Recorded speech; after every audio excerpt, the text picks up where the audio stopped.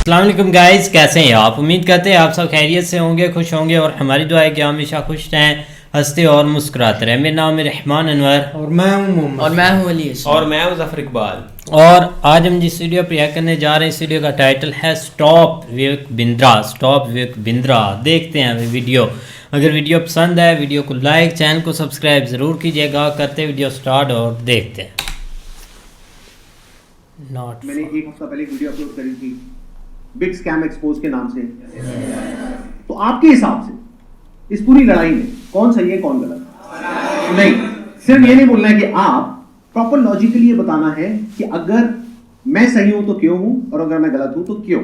मेरा ये जो ओपिनियन है ना, वो मेरे भाई के भी एक्सपीरियंस पे बेस्ड है, ना कि जस्ट मैं आपका या किसी और का व्यू देख कर आई हूँ। बेसिकली मैंने इसको बहुत करीब से देखा है, क्योंकि जब हम 11th और 12th में थे, अभी मैं यूपीएससी कर रही हूँ यहाँ पर, तो जब हम 11th और 12th में थे तो मेरे भाई को भी ऐसे लोगों ने अप्रोच किया था, मुझे भी कई बार अप्रोच किया था। वहाँ पे आपने देखा होगा किस तरीके से मोटिवेट किया जाता है, कैसे एक इंसान को अलग सा ही इन्वायरमेंट क्रिएट कर दिया जाता है कि आपको समझ में ही नहीं आएगा कि क्या गलत है क्या सही है। वो इतनी कॉन्फिडेंट हो गई। स्पेशली एक लड़की थी, मेरी फ्रेंड थी, वो मुझे बोलती थी कि तू चल। तो हमेशा उसके स्टेटस पे मुझे यही दिखता था कि कोई BMW के साथ फोटो पोस्ट कर रहा है। एग्जैक्टली गाइस, हम नॉट लाइक। तो कोई मर्सिडीज के साथ डाल रहा है। तो भाई ने भी मुझे कल ये बात बताई कि ये सब फेक होता है। अगर प्रोडक्ट बेचना है तो आप सिंपली बेच दो ना, कि हाँ साबुन है 10 रुपए का ले लो। उसके पीछे आप BMW क्यों दिखा रहे हो, जो कि वो पॉसिबल नहीं है। Exactly, that is the truth. कुछ लोगों को ये लग रहा है कि ये लड़ाई मेरे और विवेक बिंद्रा के बीच में है, जबकि ऐसा कभी था ही नहीं। ये कुछ लोग समझ रहे हैं या वो खुद समझ रहे हैं। ये लड़ाई एक्चुअल में सच और झूठ की है। ये लड़ाई एक्चुअल में सही और गलत की है। सर इसमें गलत क्या है वैसे? सर वो कोई तिकड़म लगा के अपना कोई प्रोडक्ट बेच रहा है। सर ऐसे बहुत सारे लोग हैं दुनिया में जो कुछ ना कुछ कर ही रहे हैं, कई सारी टैक्टिक्स लगा रहे हैं। और जैसे एडवर्टीजमेंट में बहुत सारा कुछ होता है, तो सर ये भी इसने भी कोई अपनी टैक्टिक्स निकाली है, तो उसमें सर गलत क्या अपना प्रोडक्ट बेचना? वेरी गुड पॉइंट कि इसमें गलत क्या है। कोई बताना चाहेगा कि इसमें कुछ गलत है या नहीं है या सही है? सर बेसिकली इसमें सबसे पहले हमारे लोग 18 to 25 के एज ग्रुप के बच्चों को टारगेट किया जाता है और इसमें उनको सेमिनार तक ले जाया जाता है और उनको ज़बरदस्ती आप अपने कुछ भी बेच रहे हो उन्हें फंसा दिया जाता है। सर अजीब टाइप के वहाँ म्यूजिक वगैरह चल रहे होते सेमिनार में। मैं खुद भी ज्वाइन किया था कंपनी में और वो बोलते थे कि आपको आपकी दाढ़ी आने से पहले आपकी गाड़ी आ जाएगी।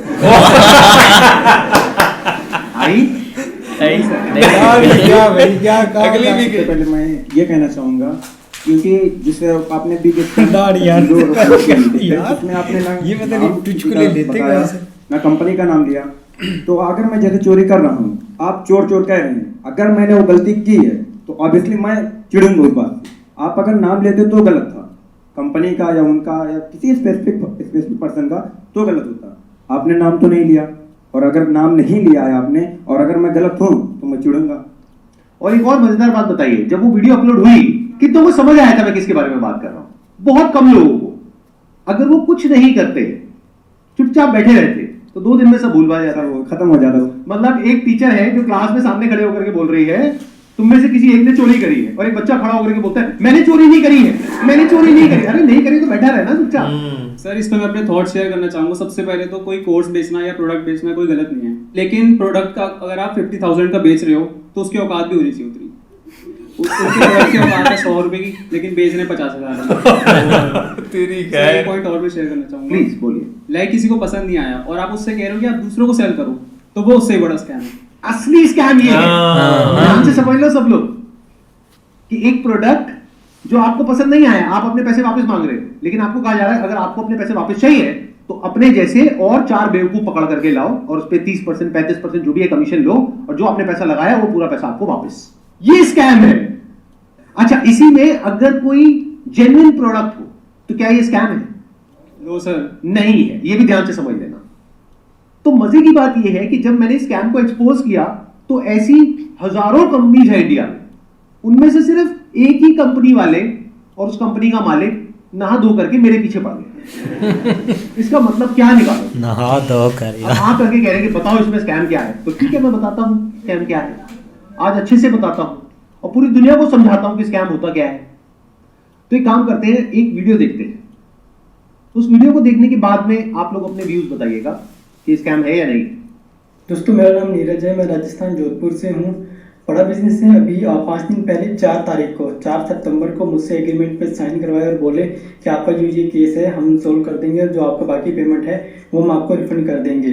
4 तारीख के बाद हमारा एग्रीमेंट हुआ, मुझे सेटलमेंट एग्रीमेंट दिया कि आप एग्रीमेंट पे साइन करो, इसको अच्छे से रीड करो, पढ़ो इसको, फिर आप साइन करके हमें भेजो, तब हम आपका जो पैसा है वो हम आपको रिफंड कर देंगे। मेरा जो भी पैसा है मैक्सिमम जो है अब 35,000 मेरा पैसा बड़ा बिजनेस में भी बाकी है। लॉस तो अगर मैं बोलूँ तो मेरा कैश का 1 लाख का मेरा लॉस हुआ है 2 साल के अंदर। एक साल मैंने फुल काम किया, डीएमटी भी पैसा खर्च किया, आना जाना बहुत स्ट्रगल किया, लेकिन पैसा नहीं कमा पाया। 1 लाख का मैं लॉस करके बैठा हूँ। लेकिन जो बड़ा बिजनेस को मैंने दिया था उसमें मेरा 35,000 अभी बाकी है बड़ा बिजनेस लेने का। और जो हमारा एग्रीमेंट का साइन हुआ था वो हुआ था 40,000 का। तो मेरा समीर करके नाम है, तो उन्होंने मुझको एग्रीमेंट दिया और बोला कि 40,290 जो अमाउंट है वो आपके हम अकाउंट में ट्रांसफ़र कर देंगे जब आप एग्रीमेंट साइन करके हमें भेजोगे उसके बाद।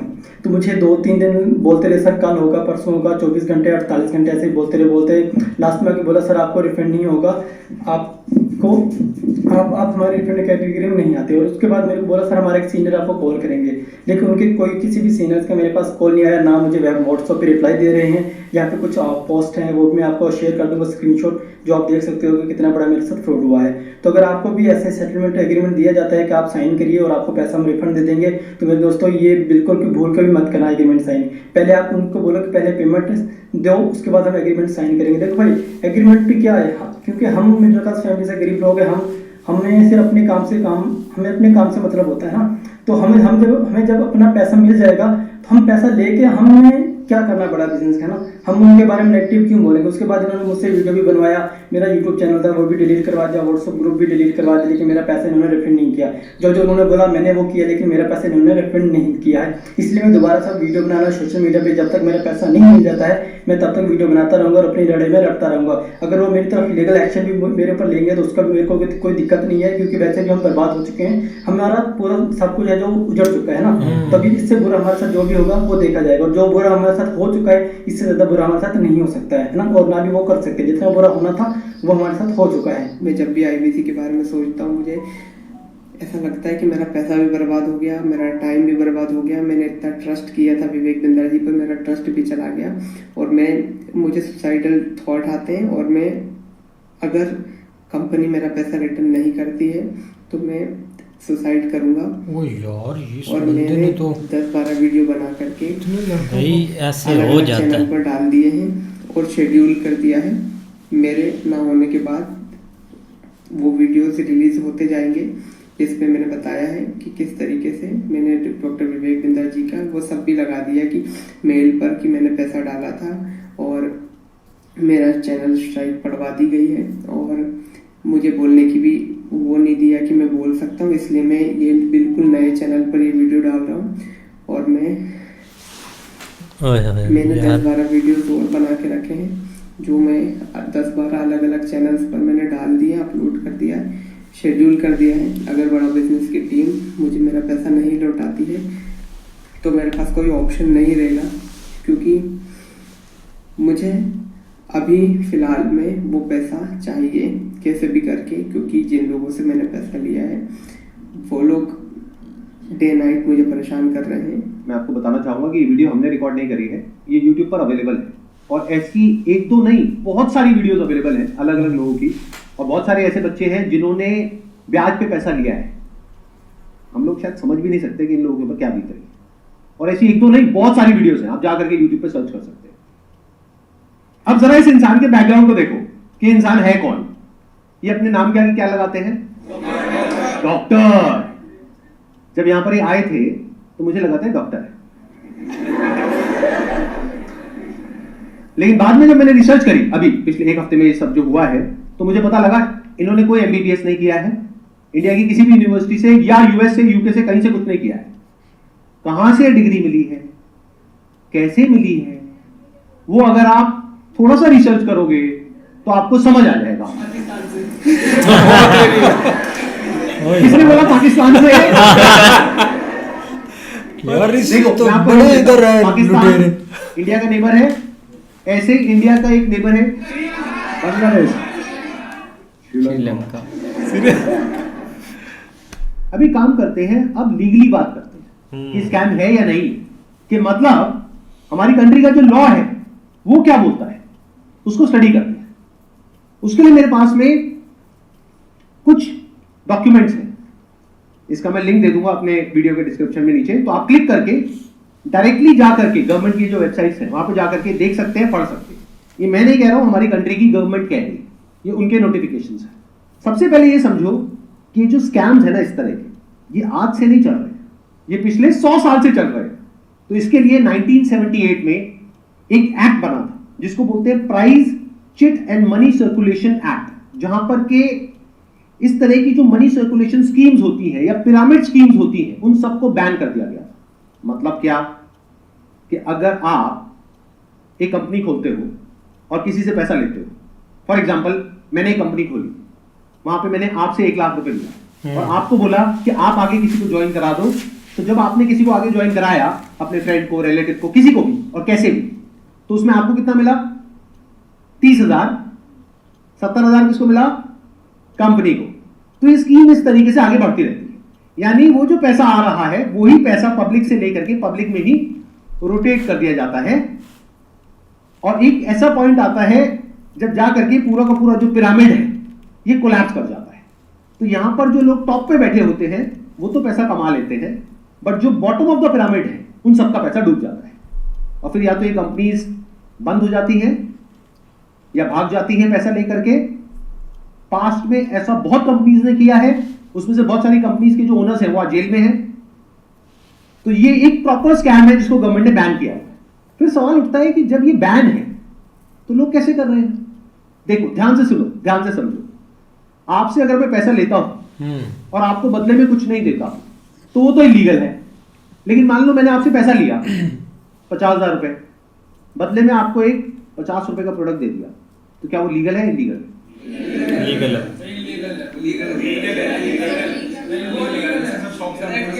हो गए ना कंफ्यूज?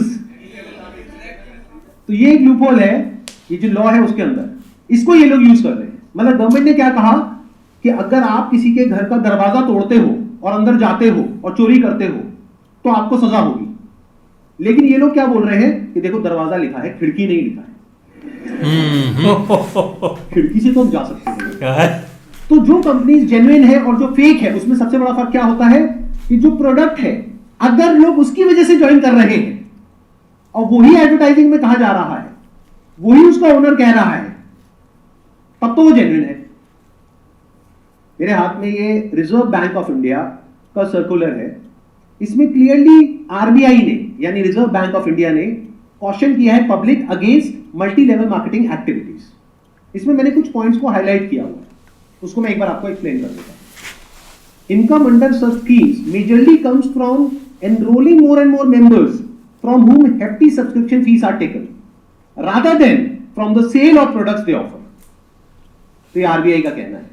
मतलब देखना ये है क्या वो जो प्रोडक्ट है और सर्विस है उसका जो प्राइस है वो मार्केट से थोड़ा ज्यादा है या बहुत ज्यादा है। अब आपको एक बहुत मजेदार बात बताता हूं। ये सिखा रहे हैं 10 दिन का एमबीए। 10 दिन में कौन सा एमबीए होता है? मतलब इस हिसाब से आईआईएम और ये जितने टॉप एमबीए कॉलेजेस हैं उसकी प्रिपरेशन के लिए लोग कोचिंग में जाते हैं, तैयारी करते हैं कैट को क्रैक करने के लिए, उस सबकी तो कोई जरूरत ही नहीं है।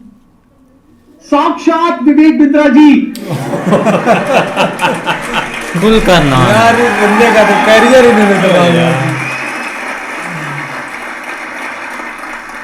आपके सामने 10 दिन तक रोज प्रकट होंगे और आ करके आपको 10 दिन में एमबीए करा देंगे।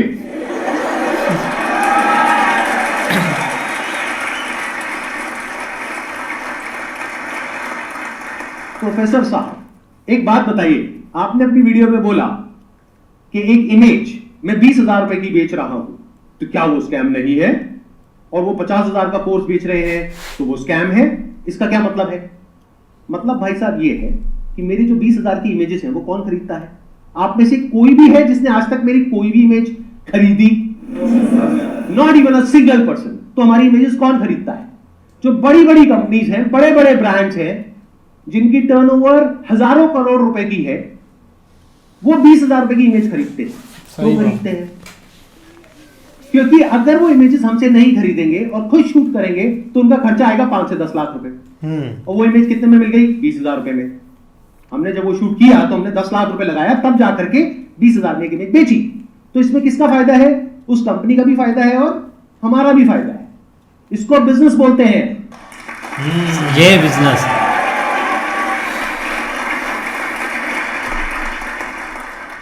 देखते हैं आरबीआई और गवर्नमेंट ऑफ इंडिया क्या कहती है उनके बिजनेस मॉडल के बारे में। The Reserve Bank has also said that acceptance of money under money circulation, multi-level marketing, pyramid structures is a cognizable offence under the Price, Cheat and Money Circulation Banning Act 1978. Members of public coming across such offers, ध्यान से सुनना, should immediately lodge a complaint with the state police. ये RBI कह रही है कि अगर आपके साथ में ऐसा कुछ हुआ है तो आपको क्या करना है? You should immediately lodge a complaint with the state police. अब एक और नोटिफिकेशन है जो बहुत इंपॉर्टेंट है, इनफैक्ट मोस्ट इंपॉर्टेंट है इस पूरी की पूरी डिस्कशन के लिए। जितनी भी एमएलएम स्कीम्स चल रही हैं, पिरामिड स्कीम्स चल रही हैं, डायरेक्ट सेलिंग कंपनीज चल रही हैं, एफिलिएट मार्केटिंग कंपनीज चल रही हैं, कि वो लीगल है या इलीगल है, ये कैसे समझा जाए? तो इसके लिए गवर्नमेंट ऑफ इंडिया ने 2021 में एक बहुत ही अच्छा स्टेप उठाया। ये मेरे हाथ में एक नोटिफिकेशन है गवर्नमेंट ऑफ इंडिया का, मिनिस्ट्री ऑफ कंज्यूमर अफेयर्स का। उसमें क्या कहा गया है? ये टोटल 13 पेज का डॉक्यूमेंट है, जिसमें क्या कहा गया है? The central government hereby proposes to frame consumer protection direct selling rules 2021 में आए थे। इसके बारे में बहुत लोगों को पता ही नहीं, इसलिए ये स्कैम इतनी आसानी से चल रहे हैं। अगर पता हो तो इनकी दुकान 2 दिन में बंद हुई है। डिटेल में अगर आप जानना चाहते हैं इसमें क्या क्या लिखा हुआ है तो नीचे यहाँ पे डिस्क्रिप्शन में आपको लिंक मिलेगा, उस पर क्लिक करके आप देख सकते हैं और पढ़ सकते हैं इसको। मैं बस शॉर्ट में कुछ पॉइंट्स मैंने हाईलाइट करे हुए हैं, वो आपको बताता हूं जो समझना बहुत जरूरी है। It applies to all models of direct selling, whether it is multi level, whether it is single level, whether it is affiliate, किसी भी स्ट्रक्चर से आप सेलिंग कर रहे हो तो आपको इन रूल्स को फॉलो करना है। सबसे पहला रूल क्या है? It has no provision that a direct seller will receive remuneration और incentives for recruitment oblique enrolment of new participants in the direct selling business except as the result of sale of goods और services by them. मैं इसको थोड़ा सरल भाषा में translate करके बताता हूं। इसमें कहा जा रहा है, आप अगर एक डायरेक्ट सेलिंग कंपनी हो तो आपकी कंपनी में जो डायरेक्ट सेलर्स हैं उनको जो पैसा मिल रहा है या इंसेंटिव मिल रहा है या कमीशन मिल रहा है, वो नए मेंबर्स को एनरोल करने पर नहीं मिलना चाहिए, बल्कि वो मिलना चाहिए फॉर सेल ऑफ गुड्स और सर्विसेज बाय देम। वो जो कंपनी गुड्स और सर्विसेज दे रही है उसकी वैल्यू क्या है? अब ये कौन डिसाइड करेगा? जिन्होंने वो परचेज किया। अगर तो उन्होंने 50,000 का कोर्स परचेज किया इनकी कंपनी से और वो सब सेटिस्फाइड है तो कोई प्रॉब्लम ही नहीं है। बट अगर उसमें से 99% लोग सेटिस्फाइड नहीं और अपना पैसा वापस मांग रहे हैं और ये पैसा वापस नहीं कर रहे हैं तो ये स्कैम है ना। बिंद्रा जी आपने पूछा था ना क्यों है ये स्कैम, तो बता रहा हूं। इसमें कहा गया है, इट अलाउज और प्रोवाइड्स फॉर अ बायबैक और repurchase policy for currently marketable goods which are not unpacked और services sold to the participant at the request of the participant at reasonable commercial terms. मतलब कि कोई buyback का option होना चाहिए। किसी company ने आपको 50,000 रुपए के कुछ प्रोडक्ट्स या सर्विसेज दे दी, अब आप कहते हैं मेरे किसी काम की नहीं, तो अब आप उसका क्या करोगे? उस कंपनी को एक बायबैक पॉलिसी देनी पड़ेगी। अब देखना, ध्यान से सुनना, ध्यान से समझना। बायबैक आप किस चीज पर दे सकते हो? जिसकी कोई मार्केट वैल्यू हो। मतलब कि गवर्नमेंट क्या कह रही है यहां पर कि आप कोई ऐसा प्रोडक्ट बेचो डायरेक्ट सेलिंग में जिसकी कोई मार्केट वैल्यू हो, क्योंकि अगर 3 महीने बाद वो इंसान आकर के कहता है कि ये लो आपके प्रोडक्ट्स वापस, तो उस कंपनी को पता है कि ये प्रोडक्ट्स पैक्ड है, तो ये प्रोडक्ट्स हम किसी और को दे देंगे, तो ना कंपनी का नुकसान हुआ ना कस्टमर का नुकसान हुआ। बट अगर कुछ आपने ऐसा बेच दिया है जिसकी कोई मार्केट वैल्यू नहीं है, फॉर एग्जाम्पल आपने कोर्स खरीदा इनसे, अगर आप जा करके किसी को बोलते हो कि कोर्स मैंने 50,000 का लिया है, आपको 5,000 का देती हूँ, ले लो, कोई लेगा? 500 रुपए का लेगा? तो इसकी मार्केट वैल्यू क्या है? Zero. It is a clear violation of this act. इसलिए ये स्कैम है बिंद्रा जी। ओहो, बिंद्रा जी फंस गए। उन्होंने एक बहुत बड़ी गलती कर दी। It was never meant to be Sandeep Maheshwari versus Vivek Bindra. It was just an awareness video. जबरदस्ती आ करके बीच में छलांग मारी है उन्होंने, जबरदस्ती। मेरा मकसद सिर्फ किसी एक पर्सन को टारगेट करना नहीं है, बल्कि सबको अवेयर करवाना है कि देखो दुनिया में ऐसा कुछ हो रहा है, तो बच करके रहो। Miss selling means recklessly misrepresenting a product or service in order to successfully complete a sale. It also includes providing consumers with misleading information about a product or service. This can involve omitting key information, मतलब key information आप उनसे छुपा रहे हो about a product, or providing information that makes the product appear to be something it is not. मतलब कि अगर सरल भाषा में बोला जाए तो आप ऐसा नहीं कर सकते कि आप दिखा कुछ और रहे हो और दे कुछ और रहे हो। उन्होंने अपनी एक वीडियो में नहीं, पता नहीं कितनी वीडियोस में खुलेआम खुद उन्होंने, विवेक बिंद्रा ने खुल करके बोला है कि अगर आप महीने का 10 लाख रुपए नहीं कमा सके तो मैं आपके सारे पैसे वापस कर दूंगा। अब एक सबसे इंपॉर्टेंट क्लॉज आ रहा है, इसके बाद मैं एक वीडियो प्ले करूंगा। क्लॉज नंबर 7 का 2E एक पर्टिकुलर क्लॉज है जो सबसे इंपॉर्टेंट है इस पूरे के पूरे सर्कुलर में। इसको ध्यान से सुनना, ध्यान से समझना। A direct selling entity and direct seller shall not refuse to take back spurious goods or deficient services and refund the consideration paid for goods and services provided. इससे कोई फर्क नहीं पड़ता कि आपने उस कंपनी के साथ में क्या एग्रीमेंट किया है, फर्क इससे पड़ता है कि लॉ क्या है। फॉर एग्जांपल, आप किसी के साथ में एग्रीमेंट करते हो किसी का मर्डर करने के लिए, तो आप कोर्ट में जाकर के ये नहीं बोल सकते थे कि हमारा एग्रीमेंट था। क्यों? क्योंकि जो कंट्री का लॉ है वो किसी भी एग्रीमेंट के ऊपर है। The law of the land supersedes all agreements. तो आप लोग जो डर रहे हो ना कि हमने उनके साथ में कॉन्ट्रैक्ट साइन किया, एग्रीमेंट साइन किया है, अरे पहले लॉ को तो देख लो, लॉ क्या कहता है। अगर लॉ के हिसाब से वो गलत है तो गलत है, नो मैटर कि उसने आपके साथ क्या एग्रीमेंट किया है। That agreement must be in line with the law of the land. तो ये क्लॉज को मैं दोबारा से पढ़ूंगा, ध्यान से सुनना। A direct selling entity and direct seller shall not refuse to take back deficient services. Deficient word का क्या मतलब होता है? कोई भी ऐसी सर्विसेज जिसमें किसी भी तरह की कोई कमी है और जो कंज्यूमर है वो कहता है कि ये जो आपने मेरे को कोर्स दिया है या प्रोडक्ट दिया है या सर्विस दिया है ये बेकार है, किसी काम की नहीं है, तो उस कंपनी को पैसा रिफंड करना ही पड़ेगा। सही बात। मैं नहीं कह रहा हूं, हमारी कंट्री का लॉ बोल रहा है। अब ये जो मैंने आपको कुछ पॉइंट्स बताए, इसके अकॉर्डिंग एक बार एक छोटी सी वीडियो को देखो बड़े प्रोफेसर की, देखते हैं वो क्या बोलते हैं। मैं आपको अपना व्हाट्सएप का नंबर दूंगा, ईमेल एड्रेस दूंगा, वहां बोल दीजिए आकर के पैसे ले जाइए, नहीं भी आना तो आप ईमेल कर दीजिएगा, आपको पैसे आपके अकाउंट में ट्रांसफर हो जाएंगे। तो आप या 50-60 हजार रुपए वापस ले जाइए या लाखों लाखों लाखों रुपए हर महीने कमा लीजिए, दोनों में से कुछ भी करिए। भाई अगर मैं आपको पैसा कमाने के लायक नहीं बना सका तो मेरे को क्या हक बनता है आपसे पैसे लेने? 100% कैश बैक गारंटी, यानी कि कुछ और खरीदना चाहे अपग्रेड, लोवेस्ट प्राइस गारंटी, ये कौन दे सकता है? कोई नहीं दे सकता है, इसलिए हमने ये खुल के दिया है। आपके तो रिस्क को खत्म कर दिया, आपसे कह रहा हूं, आपके जो रिस्क को खत्म कर दिया, आपका रिस्क तो रिवर्स हो गया, गेम चेंज कर दिया पूरा। इसीलिए अभी तुरंत फोन लगाए और पूछे अपने काउंसलर से कि मैं अपने बिजनेस में कैसे सफल होऊंगा। अरे आपसे बोल रहा हूं, पूछने में क्या जा रहा है, पैसे तो नहीं लग रहे। हाँ, फोन करने में पैसे नहीं लगते, पता लगाओ, अभी फोन लगाओ और पूछो भाई मेरा बिजनेस सफल कैसे होगा। अगर मैं विवेक बिंद्रा आपको आकर के प्रॉमिस दे रहा हूं 100% मनी बैक गारंटी, वो इसीलिए दे रहा हूं। हमने मनी बैक गारंटी लॉन्च करी है। What is money back guarantee? अगर कोई भी हमारे साथ आईबीसी बनता है और वो चाहता है कि मैं पैसे कमाऊं और वो हमारे साथ पैसे नहीं कमा पाता, तो नो क्वेश्चंस आस्क्ड उसका पैसा उसको वापस कर दिया जाएगा। That's called money back guarantee. दम नहीं है किसी में, ये बोलने के लिए हम बोल रहे हैं। गारंटी दे रहा हूं 10 लाख रुपए महीना पे आप पहुंचेंगे, नहीं पहुंचे तो मेरे पास आके पैसा वापस मांग लेना। बड़े बड़े क्लेम्स कर दिए, एक बार समझने की कोशिश करते हैं क्या वो प्रैक्टिकली पॉसिबल है या नहीं है।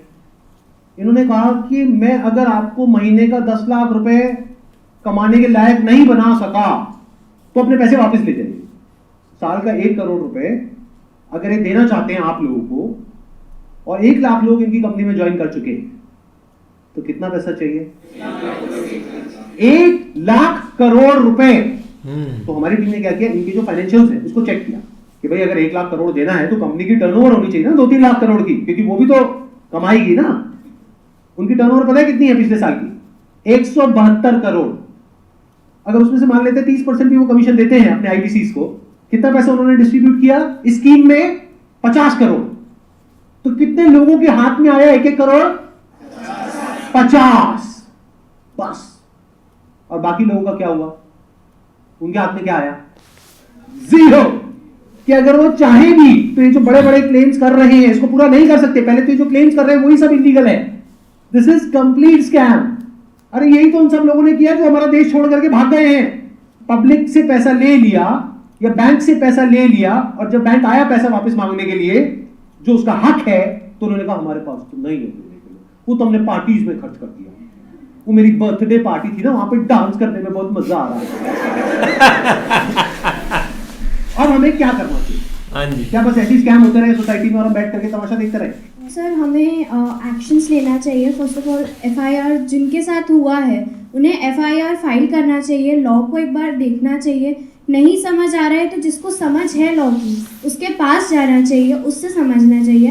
एंड पिटिशन नाम की चीज़ होती है, पब्लिक इंटरेस्ट लिटिगेशन, तो वो फाइल करनी चाहिए उनके खिलाफ, जिससे जो ये स्कैम्स हो रहे हैं वो ख़त्म हो। बिकॉज मॉरली ये मतलब गलत है। जिनका पैसा जा रहा है वो डिप्रेशन में जाके गलत कदम भी उठा सकते हैं। एंड इससे हमारे देश का यूथ खत्म होता जा रहा है, जो इस देश को आगे लेके जाएगा। सो जो लीगल एक्शंस हैं वो लेने चाहिए। इस एक्शन को हम 2 कैटेगरीज में डिवाइड कर रहे हैं। एक वो जिनके साथ में स्कैम हुआ है, एक वो जिनके साथ में नहीं हुआ है। मान लेते हैं 1 लाख लोग हैं जिनके साथ में स्कैम हुआ है, यानी कि उनका पैसा ये कंपनी मार करके बैठी है और वापस नहीं कर रही, तो उन्हें क्या करना चाहिए? सबसे पहले जा करके एफआईआर करनी चाहिए। अगर वो पुलिस वाले एफआईआर नहीं करते हैं तो उनको सारे सर्कुलर्स दिखाने चाहिए कि भाई आरबीआई ने कहा है, आप ये लिख करके दे दो हमको कि आप एफआईआर नहीं कर सकते इनके लिए। तो उन्हें एफआईआर लॉन्च करनी ही पड़ेगी। और अगर इंडिया के अलग अलग पार्ट्स में बहुत सारे लोग इस तरीके से एफआईआर लॉन्च करते हैं, तो जितनी भी हायर अथॉरिटीज हैं लाइक सीबीआई एंड ईडी, वो सब एक्शन में आ जाएगी। मतलब उनको भी आइडिया लगेगा कि ये कोई छोटा मोटा स्कैम नहीं है, 500 करोड़ का स्कैम है, छोटा अमाउंट नहीं होता है। और ये पैसा किसका है? पब्लिक का है। और पब्लिक में भी एक बार को मान लो किसी 50-60 साल के आदमी का होता तो मुझे इतना दर्द नहीं होता। 18-19 साल के बच्चे का है जिसकी जेब में 50 रुपए नहीं होते। तो पहला क्या है, अगर आपके साथ में ऐसा कुछ हुआ है तो नंबर 1 एफआईआर लॉन्च करो। नंबर 2, अभी तक मैं इसमें डायरेक्टली इन्वॉल्व नहीं था लेकिन अब हो गया हूं, तो अब आप लोग अकेले नहीं हैं। मेरा एक सिंपल सा प्लान है कि मैं अपने चैनल पर मोनेटाइजेशन ऑन करूंगा। वहां से मेरे पास में कुछ पैसा आएगा। मान लो 2-3 महीने में मेरे पास में 1 करोड़ रुपए आ जाता है, तो इस 1 करोड़ को मैं यूज करूंगा इंडिया की सबसे अच्छी लॉ फर्म को हायर करने के लिए, जो कि इन लोगों को रिप्रेजेंट करेगी जिनके साथ ये स्कैम हुआ है। उसका पैसा कहां से आएगा? मेरे चैनल पे जो एड्स रन होंगी अगले 2-3 महीने तक, वहां से आएगा। अगर उस पैसे की मुझे जरूरत पड़ी तो, अगर उतना पैसा मैं खुद अरेंज कर पाया तो मैं एड्स ऑन नहीं करूंगा, लेकिन अगर मैं अपने बेस पे अरेंज नहीं कर सकता हूं तो मैं एड्स ऑन कर दूंगा। तो तैयार रहना, कल को बोलना मत कि एड्स कहां से ऑन हो गई। जरूरत पड़ी तो मैं 1-2 महीने के लिए एड्स ऑन करूंगा, फिर बंद कर दूंगा जैसे ही मेरे पास में उतना पैसा आ जाएगा जितना उस लॉ फर्म को देना है। फिर वापस से अगर मेरे पास में पैसा खत्म हो गया उनको देने के लिए 6 महीने बाद, फिर से एड्स ऑन कर लेंगे। अपने घर की खेती है, क्या दिक्कत है? यार कमाल के बंदे हैं, यकीन जाने संदीप सर ने ना आज रगड़ दिया है बंदे को, ऐसे धो दिया है। अगला बंदा सोच रहा होगा कि कहाँ पंगा ले लिया है। अब वाकई पोस्ट हमने भी यार देखी है, बंदे ये काफी दिनों से इशू चल रहा है वो पोस्ट हम देखते आ रहे हैं कि हम भी बोलते थे चलो खैर दब जाएगा, ये कौन सा मामला है। लेकिन यार अब एक पोस्ट सर अपने चैनल पर लगा रहे हैं, नाम भी नहीं ले रहे, कंपनी का नाम नहीं, एक हिंसा छोटा सा भी नहीं लिख रहा है, तो आपका क्या काम बनता है? वहाँ से उठे उनके घर वालों को धमकी, उनको धमकी, चैनल डिलीट, वे यार डिलीट कर दो चीज़ यार, अच्छा नहीं लगता बंदा। और इसी वजह से आज वो इस लेवल पर आ गए हैं कि उनका जो बड़ा बिजनेस है ना, इतना बड़ा, वो इतना सा भी नहीं बचना ही नहीं, इतना आना नहीं यार। ये बात नहीं होती, लेकिन ये कि विवेक बिंद्रा साहब को पर्सनली अगर देखा जाए तो भैया हम खुद उनकी वीडियो लेते रहे यार, लेते हैं अच्छे बंदे, तो चलो ये नहीं कहते कि वो गलत है। एक ये वीडियो के हिसाब से बात हो रही है, लेकिन ये कि जो एक दूसरे हेड के ऊपर वो काम करते हैं ना, उसके ऊपर ये सब कुछ हो रहा है, ठीक है। उसको हम ये नहीं कह सकते ये वीडियोज वाले चक्कर, क्योंकि जो उन्होंने भाई इन्फॉर्मेशन अब तक दी है, जो भी हमने वीडियोज उठाई है ना, वो एक मजे की, हमें भी बहुत कुछ उनसे सीखने को मिला है। लेकिन ये एक उनका थोड़ा सा हट के सीन है, इसके ऊपर थोड़ा सा वो फंस गए हैं नहीं फंसे, ये आने वाला वक्त बताएगा। क्योंकि जैसे आप ये एक दूसरे को डायरेक्टली काउंटर कर रहे हैं ना, ये थोड़ा सीन जो है ना वो नौजवानों के लिए के हित में नहीं है, क्योंकि उनको भी काफ़ी जो है ना वो लोग ज्वाइन कर चुके हैं जो कि करोड़ों के हिसाब से हैं, और संदीप सर को भी काफ़ी लोग जो है ना वो ज्वाइन करते हैं, इनसे सीखते हैं, उनसे भी सीखते हैं। लेकिन ये कि मसला अब इनको आपस में कोई बैठ के या ताकि जो है ना वो मामला को हल करें यार, बजाय इसके कि ये मामला बड़ा बड़ा हो। क्योंकि आगे जैसे आगे चलते जाएं, जिस तरह आप ये लीगल एक्शन के ऊपर आ गए तो वहाँ पे नुकसान होना है यार दोनों। नहीं देखो ना, संदीप सर की इसमें कोई गलती नहीं ना, उन्होंने एक मतलब कि डायरेक्ट उनको एक टारगेट किया। उन्होंने तो सिंपल सी एक मतलब कि पोस्ट ही लगाई थी कि जो ये स्कैम हो रहा है ना ऑनलाइन है बिजनेस वाला, इसमें आप थोड़ा सा ना केयर कर रहे हैं। तो वो भाई एकदम से भाई विवेक बिंद्रा सर जी आ गए थे। हाँ, शाम को वीडियो हुई थी अपलोड, और ठीक कुछ घंटों बाद या एक दिन बाद शायद ये एक इन्होंने पोस्ट लगा दी थी कि धमकियां आ रही हमारी टीम को, तो ये थोड़ा सीन खराब हुआ। हाँ, ये सीन वाकई खराब हुआ। देखो ना, लोगों ने काफ़ी एक उम्मीदें लगा कर रखी होती है, लोग इस तरफ आते हैं, लेकिन आगे से इतना बड़े बड़े स्कैम हो जाए तो एक तो भाई काफ़ी इमोशनल हो गया था भाई, वो एक मतलब उसने वीडियो बना कर रखी हुई है और वो एक खुदकुशी पर आ गया था।